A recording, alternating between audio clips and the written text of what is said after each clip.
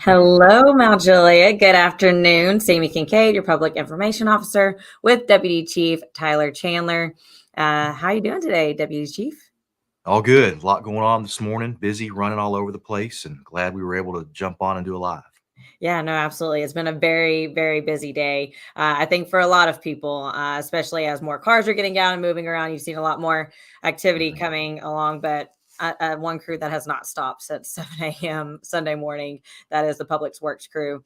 They Sure. have really been hitting the streets hard and really trying to hit some of those secondary and tier two streets yesterday Mhm. and today to make sure that people can get out and about and continue their day to day. But there are 6 trucks plowing routes, the primary and secondary roads.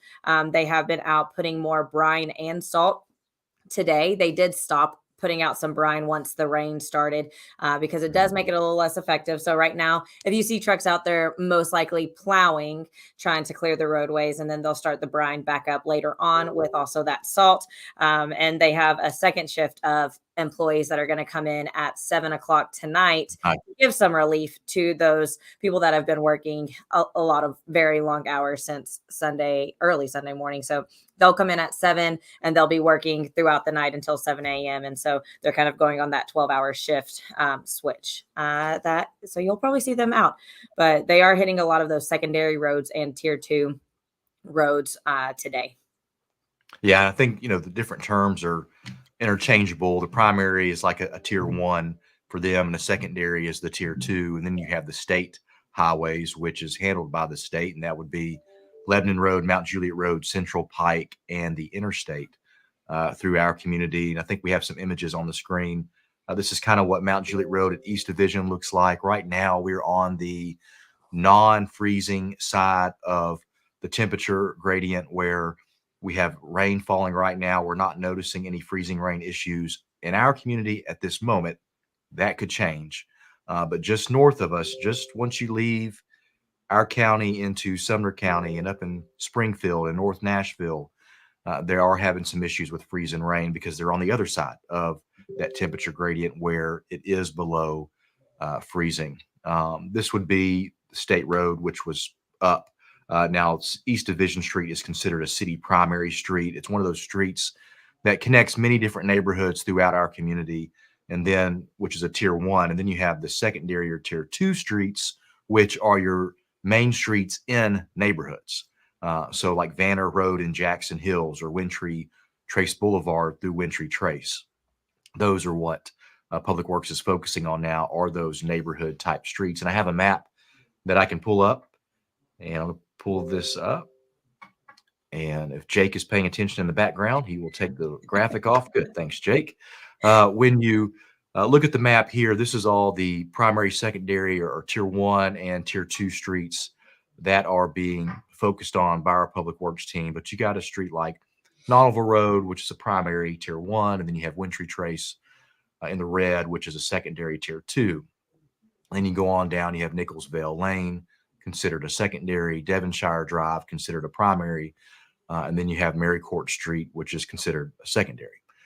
There's a science to this, but and this is how they just organize their efforts to clear the snow. But Sunset Drive, Faulkner Lane, and Park Glen Drive, Glen Trail, Curd Road, Woodridge Place, Due West Drive, the other side of Curd Road, all of Golden Bear Gateway and Division Street, down to Brookstone Boulevard, Page Drive and Pascal, Old Lebanon Dirt, Clearview Drive, Thrush Drive, and Cobblestone Landing, down to Triple Crown Parkway, Pleasant Grove Road, Catalpa, Adams Lane, Providence Parkway, Belinda Parkway, Providence Trail, down to Rutland Road and South Rutland Road and Sunnymead Drive, or all of those different streets, including Volunteer Boulevard and Athletes Way, that are receiving attention today by the public works teams. And once they get those, they're going to start focusing on even other neighborhood streets in neighborhoods that aren't really on the list to start plowing those areas as well.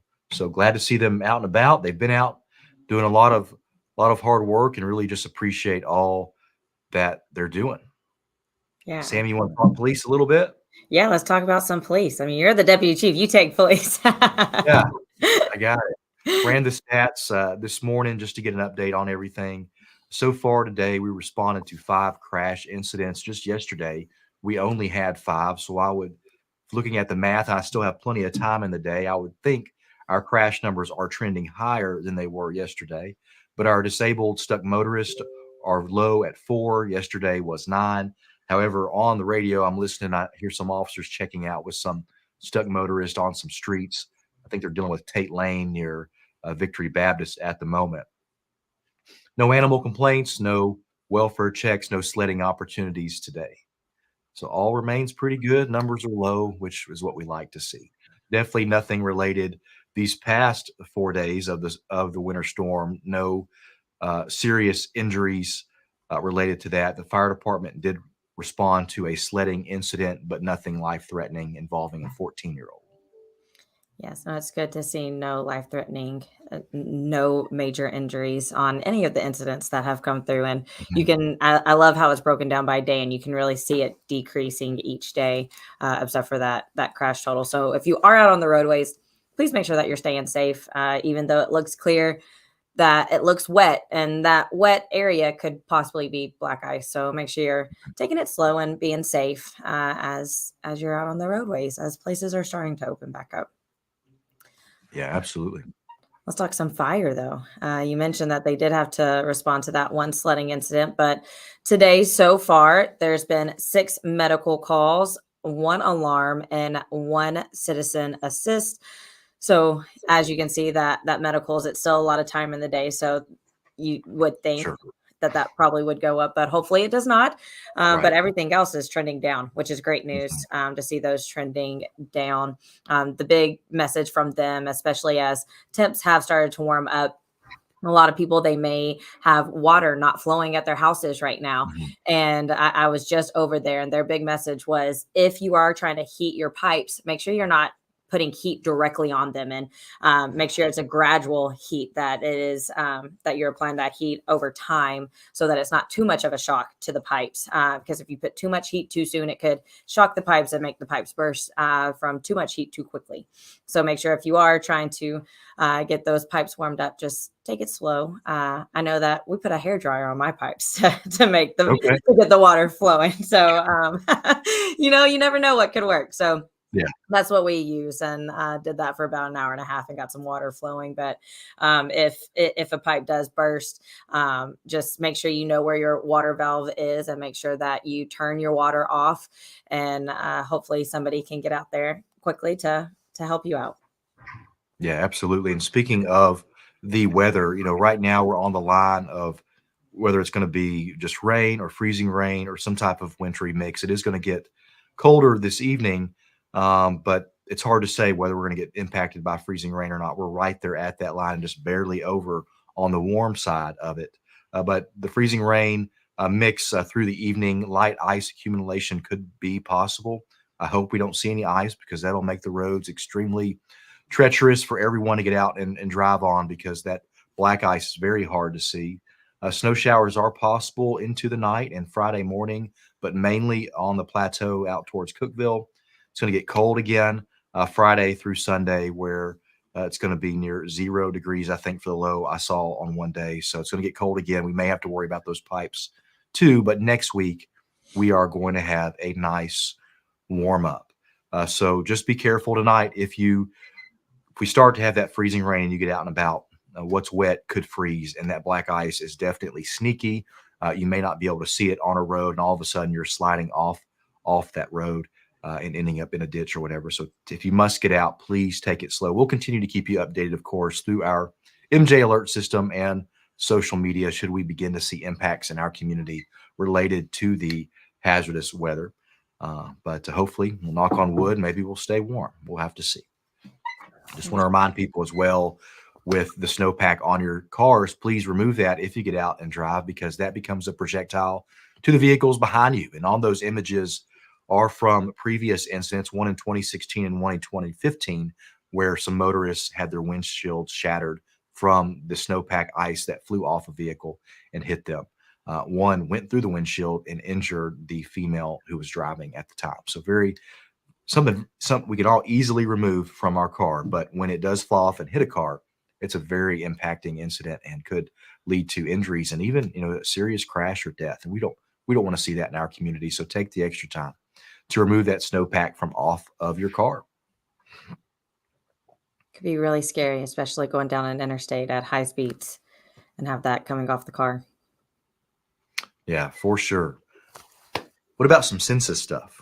This is an exciting day talking census. We got some gift cards to give away today. So with the census, this is something I learned recently, is how easy it is. All you have to do is say your name and your address. I always thought that you had to give so much information, that they wanted to know everything. And it really is just your name and address. And each head that gives their name and address, that's $172 per person. So it really can help out the city and everything that we're doing. So today, if you live in city limits and you have completed the census, you are eligible to win a gift card that Deputy Chief is going to be giving away. So he has 2 gift cards to give away today. Yeah. And there are 2, both from Seafood Palace, $100 each. So if you have registered for the census where you went to mjcensus.org, you're eligible for this. And I'm just checking my text messages. So we're at 26,000 people who have registered. So I'm going to have a number selected between 1 and 26,000. So let me turn off my mute here. Hey, Siri, pick a number between 1 and 26,000. The answer is 23,973. So that's the first one, 23,973. I'm going to get Connor on the phone with our GIS department. Hopefully this is his right number. If not, we'll just say hi to someone else. So you gotta love and I that. just got a correction here. Connor just texted me, so he's on it. He's watching us. Oh, perfect. But the number we draw from is 9,228. So 26,000 people have registered, but out of that, that's 9,228 homes. So we got to redraw. For folks, we don't even have anyone in the 23,000 range. It's by household. Because one person can fill it out for 5 people. So let's try it this way. Write that number down. Hey, Siri, pick a number between 1 and 9,228. That would be 402. Okay, a low one. That's good. 402. So, all right, calling Connor.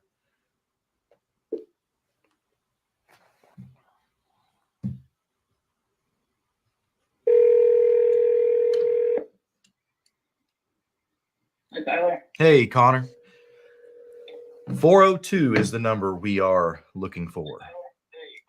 Alrighty, it looks like our winner is Monica B. Monica B. So Monica B, you are the winner for one $100 gift card at Seafood Palace. Let's see who the next winner is. Hey, Siri, pick a number between 9,228. Did I do that right? 1 and Yeah, Siri. 13. That's not right. Hey, Siri, pick a number between 1 and 9,228. It's 6,384. All right, 6,384. Did you get that, Connor? Yes, sir. Let me look it up here. All right. We need like the Jeopardy music or something. Right.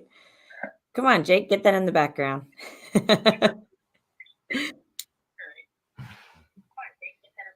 While we're bored, Alrighty, this is looks Jake. Like our hang second on a second. winner is Jose.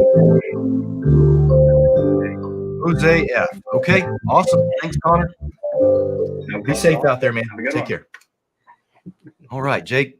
Appreciate the music. We're gonna put you backstage now. All right.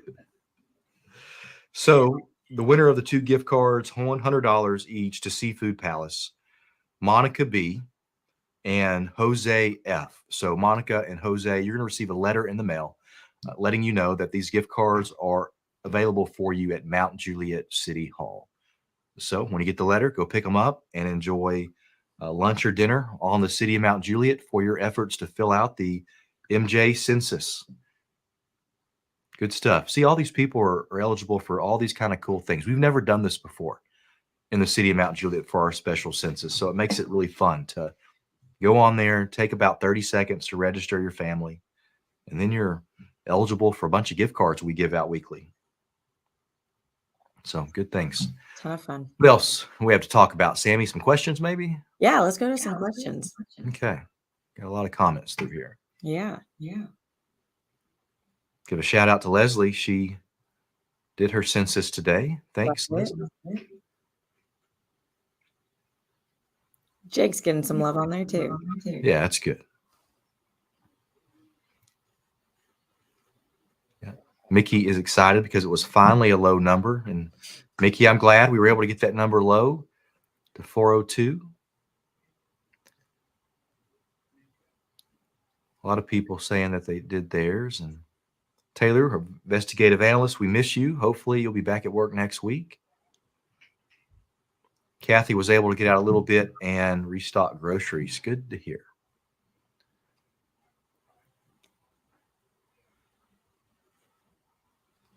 Karen likes Sammy, but she does miss Richard.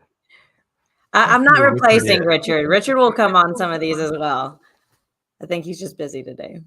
I think he is. I don't know if I've seen him yet today or not, but Rich, if you're listening, I'm going to send you the link to join live. Maybe you could pop in and say hello. So I sent Rich the link. We'll see if he pops in.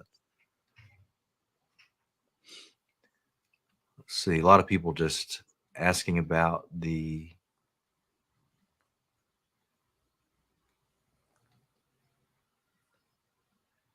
questions about Rencrest, which is off of North Green Hill Road.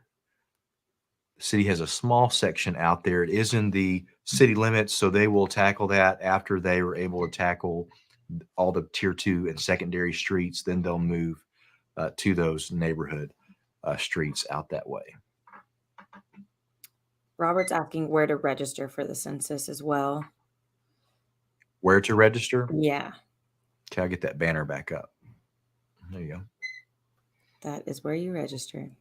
Yep, mjcensus.org.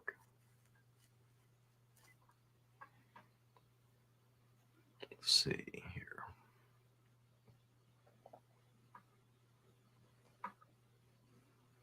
Through. Daniel says Vanner is all good, so good deal. Sounds like Public Works has made it out that way. Awesome. Yep, Angie said we're starting to see rain now in North Mount Juliet, and it is raining, and I keep looking at the weather to see where we're at on that. We are right there on the line of freezing or not. It's scary. Thankfully, we're on the warm side at the moment. Rich. There he is. Rich, we need the weather. Let's see the radar. Get it pulled up for us. Happen to have one already up and Glad active. you could jump in. Give me 1 second to share my screen. We had a few people that was missing you. Oh, well, thanks, everybody. I appreciate the love. There's the shared screen radar as we speak. Okay, let's populate on my end. Here we go. Let me How zoom we out. looking? It'll be a little less choppy. Give it just a second to reload the graphics. So yeah, A we're little right less there. choppy. So, yeah, so this is us right here where my cursor is, right there. So we're right there in that pink. That pink is the mixed precipitation. That's that wintry mix of a little bit of rain, some freezing rain, some sleet. That's that really not so fun stuff, y'all. So it's not the fun time. And just to the north of us, there is that blue, that really pretty snow. And they're saying it's probably going to change over to snow as the temperatures start to drop this evening. So what we already had that melted a little bit is probably going to refreeze. And I'm sure Deputy Chief's probably touched on this already. But y'all just be really careful. Take it slow, as you know, slow on the ice and snow. So that's your radar for you. Yeah, we talked, Rich, about the don't let the black ice sneak up on you stuff. So you want to be careful, folks, if you get out and about tonight. I know the roads are clearing quite a bit, but what's wet will freeze, and we'll have to. And on that black ice, especially folks with 4-wheel drives, 4-wheel drives are great when it's not icy, because in 4-wheel drives will get you in a lot of places, but even 4-wheel drives don't do great on ice. You still got to be slow and careful. Yeah, absolutely. I've been doing well. My work car is 4-wheel drive, and it's a heavy SUV, and it gets around pretty good. I haven't had any issues. Our police vehicles, all of them, are all-wheel drive or a version of 4-wheel drive, and so we've had no problems. I know the years where I was driving around in a Crown Victoria on patrol and it would snow and ice, we would have to go to the city garage and get studded snow tires put on the back, and they were still hard and difficult to drive and navigate during the ice and snow. But man, it's nice to see how technology has advanced over the years, especially with police vehicles, and having that all-wheel drive and definitely access to 4-wheel drive is very helpful for our officers. They're able to get around very well. Well, cool. I don't see any other questions. Sammy, you see anything on your end that I can't see? I don't see anything right now. Let's try to scroll up. Let's see. I'm not seeing too much that we haven't already touched on. Cool. Glenda City, Providence is drivable. Yeah, no, that area is looking really good today. I did see that on Georgiana. She commented that earlier. It was definitely looking a lot better today, but it's still wet, so make sure you be careful. Yeah, that wet can help if it doesn't freeze. And Right. that's where my fingers are crossed. Well, that's all I think we got for you. But as Deputy Chief was mentioning earlier, we'll keep you updated on social media and throughout the day if anything develops. And as the temperatures possibly drop, we'll keep you updated. So make sure you're checking out social media, and we'll send text alerts as well. But I hope you all have a great rest of your afternoon. Absolutely. Take care, folks.